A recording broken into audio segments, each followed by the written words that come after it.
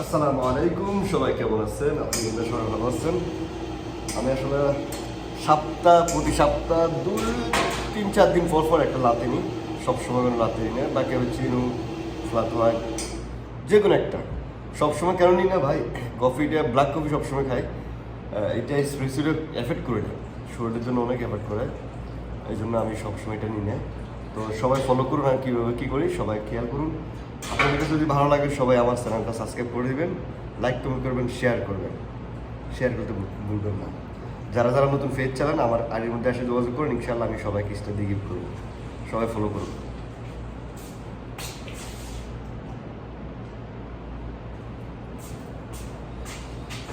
একটা কাপ নিলাম, প্রথমে এটা কাপ নিতে হবে, হালকা একটু গরম নিলাম।